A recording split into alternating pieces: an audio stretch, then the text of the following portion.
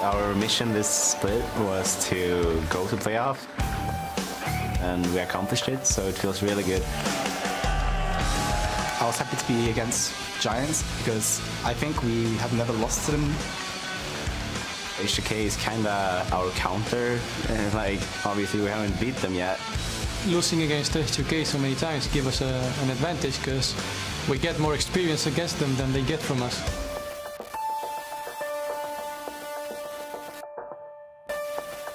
These playoffs, we want to get to the finals. Getting Worlds is my own personal #1 priority. Everyone else on my team feels the same way. I don't think the World's goal for them is any different from us winning and going as far as possible. It's our goal to do whatever it takes to win.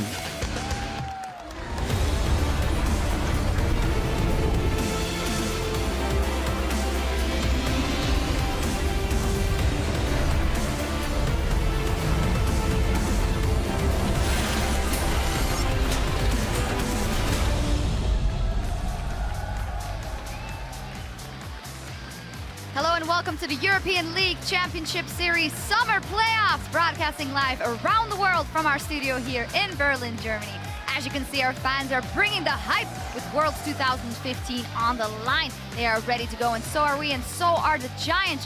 Just walking inside the building just, well, a little while ago, enjoying some of the sun and preparing for the game, as well as H2k. They're sitting with their coach, probably listening attentively. I'm Evie Schokkelsupporter here with James Stress O'Leary and Mitch Kreppel Voorspools to take a look at the first quarterfinal matchup of summer 2015 between H2k and Giants Gaming.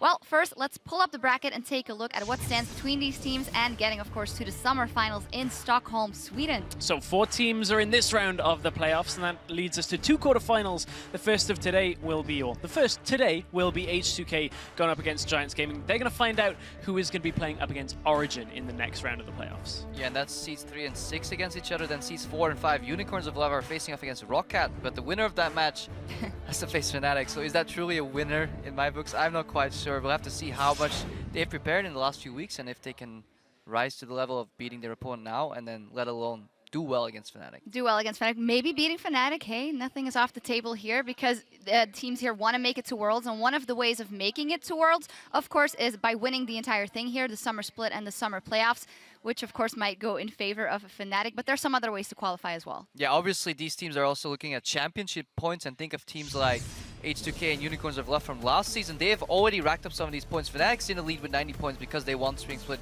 But if they win playoffs right now, they will go straight to Worlds. And then we're looking at the second places team. So Unicorns of Love, they want to get as many championship points, or H2k as well. And perhaps they can get that second seed that way to go to Worlds. Even if you aren't at the top of the championship points ladder, though, banking points along this split is going to be beneficial for you, because the remaining 4 teams then will go into the regional qualifiers.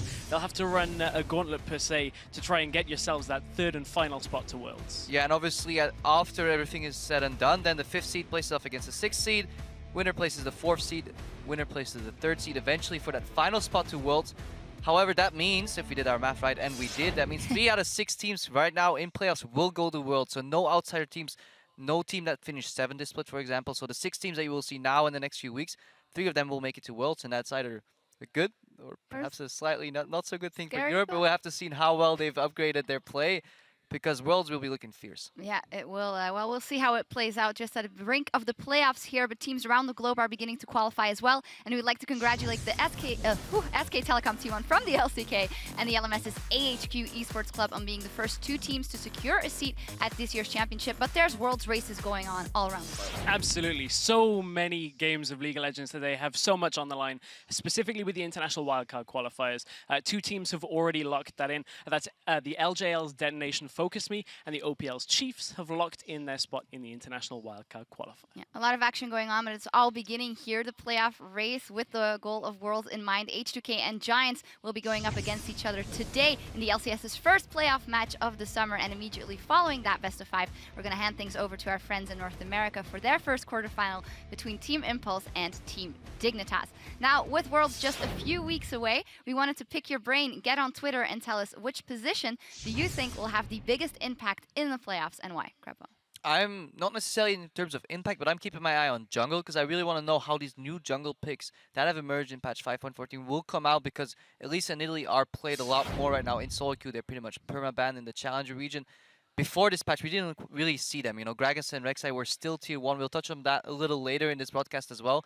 So for me, it's just which junglers of these teams have picked up new champions, mastered them, and found ways to, you know, level up the strategic game and see how they use them. Well, we will see. We'd love to know what you guys think as well. Tweet at LL Esports, you know the drill. Use that hashtag LCS, and we will be discussing those answers here on the desk in the course of the day. For now, though, it's time for action. The match at hand between the 3rd seed H2k and the 6th seed Giants.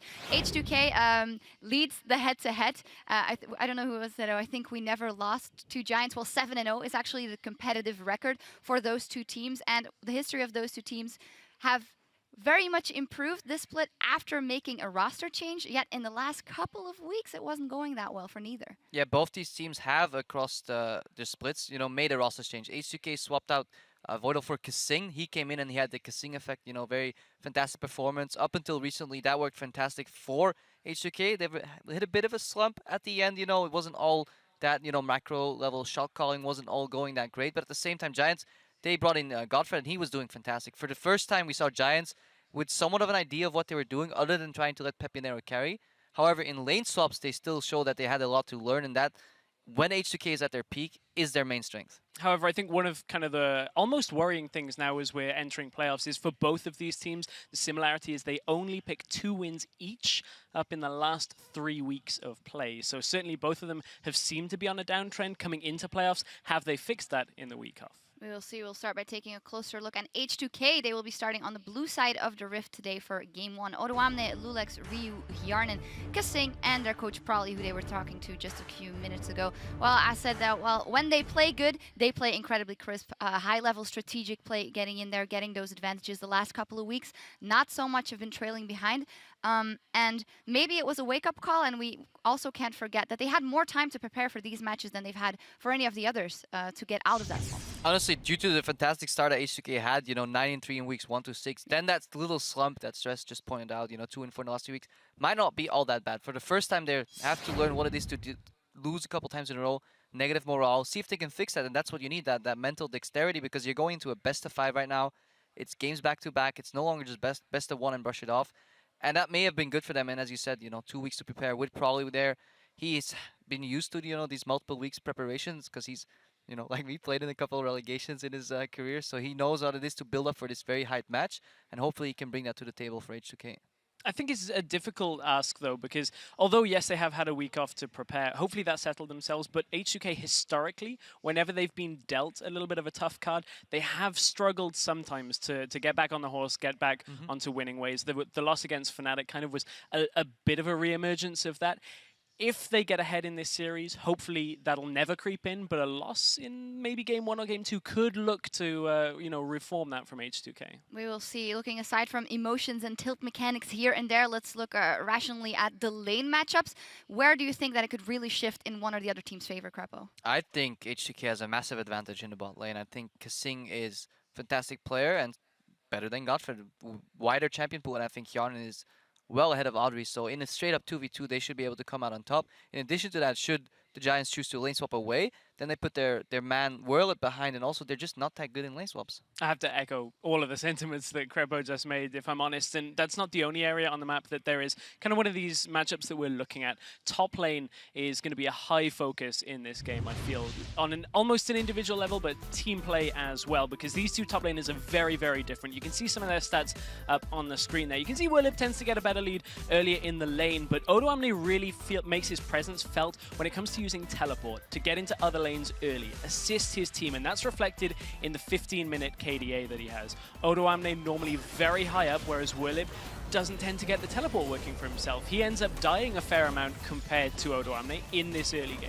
That's what you see, like how can these top laners make the impact for those kills? Yes, Willip had that Galio game where he was taken to the front, but usually it's Odoamne that has these roams on Rumble. I still remember distinctly where he roamed to mid as Rumble, and he was going seemingly into a 2 against 4, but somehow came on top because he knows his strengths when he's ahead. However, he does like getting caught when he's behind too. So that maybe could play into the Giants' favor. We will see. And speaking of Giants and Whirlip, let's turn to the red side and look at their lineup with a cool soundtrack. Whirlip, Frederick, Pepinero, Adri, Godfred, and their coach Lothar.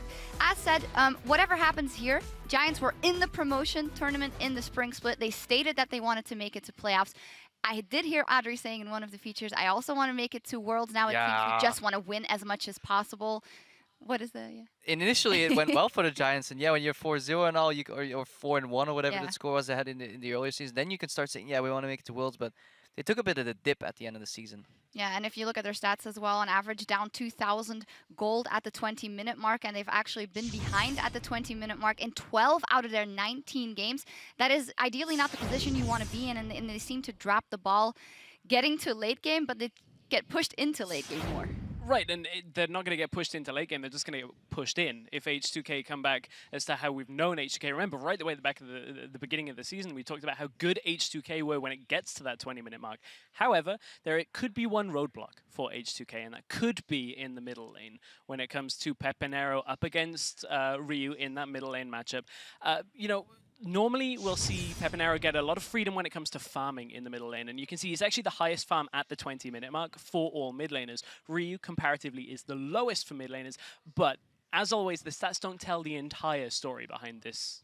Yeah, we'll just have to see how well Pepinero can get that CS advantage, and if he can translate that into advantages across the map. Can he make those picks, win those fights for Giants? Because otherwise, Ryu will do his signature Ryu style, where yes, he may lose CS, but he will be roaming. He'll be down in the bottom lane. H2k is notorious for swapping their bot lane to the mid lane.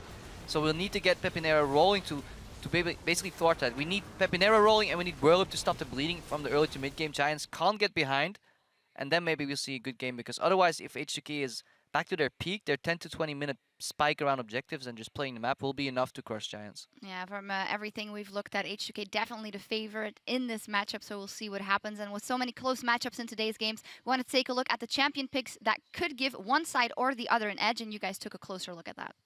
Yeah, we looked at some of the... as we hear a weird noise there in the background. I think it was Trevor. Trevor's like, yeah, weird picks. Anyways, back to the thing. Now we're at the end of the season, so what we can do is look back towards what's happened across the season. Different patches came and went, and we took a look at the mid lane and the jungle matchups and see what's changed over time.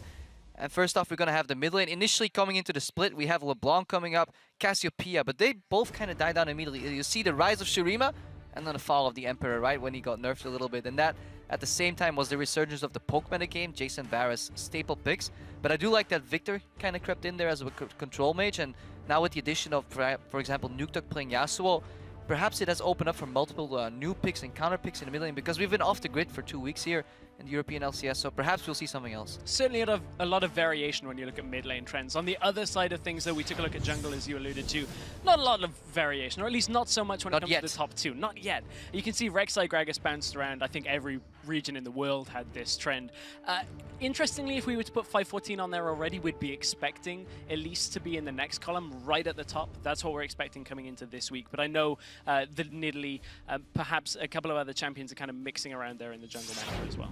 Yeah, we'll see if Elise makes her appearance a couple of times in this series already. And as we head to the casters for the first in this 5-game set, let's hear from Oduwamne on his quarterfinal matchup. We play them a lot, even in Challenger Series and Promotion Tournament and everything, and so far we're like 7-0. Every time we faced them, it wasn't really hard for us to just impose our gameplay and come out with the win against them.